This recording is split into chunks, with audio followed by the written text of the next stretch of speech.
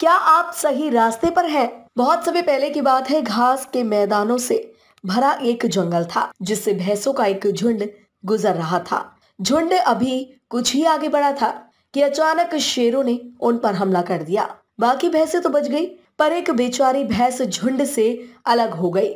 शेर उसका पीछा करने लगा और वो घबराहट के मारे इधर उधर भागने लगे, कभी दाएं कभी बाएं, कभी ढलान पर तो कभी चढ़ाई पर। भैंस इतनी डरी हुई थी कि उसने पलट कर देखा तक नहीं कि शेर कब के वापस लौट गई है। उसे तो बस अपने जान की फिक्र थी। काफी देर तक भागने के बाद जब वो रुकी, तब उसे एहसास हुआ कि वह जंगल से बाहर निकलकर एक गांव में आ चुकी है। अगले दिन जंगली कुत्तों का झुंड घास के बीच मिल रही उस भैंस की गंध का पीछा करते करते उसी रास्ते पर चल पड़ा। अगले दिन भेड़ें भी घास के बीच बने रास्ते को देखकर उसी पर चल पड़ी।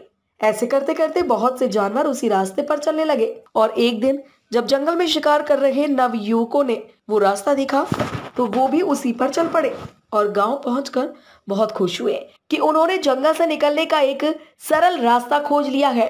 फिर क्या था, गांव वाले भी उसी रास्ते से आने जाने लगे। धीरे धीरे उस रास्ते पर बैलगाड़ियां चलने लगी, जिस पर किसान लकड़ियां काट कर गाँव ले जाते और फिर उसे शहर में बेच देते।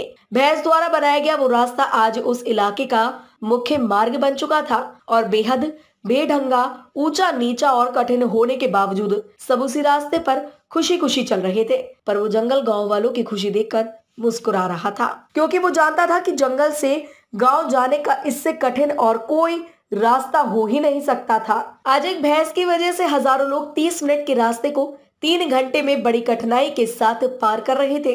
दोस्तों, आप किस रास्ते पर है? क्या ये आपका सोचा समझा रास्ता है या कोई इलॉजिकल पाथ है जिस पर हजारों लोग चल रहे हैं और इस वजह से वह लॉजिकल लग रहा है? मत स्वीकार करिए उस रास्ते को जो आपने सिर्फ इसलिए चुना है क्योंकि सब उसे ही चुनते हैं।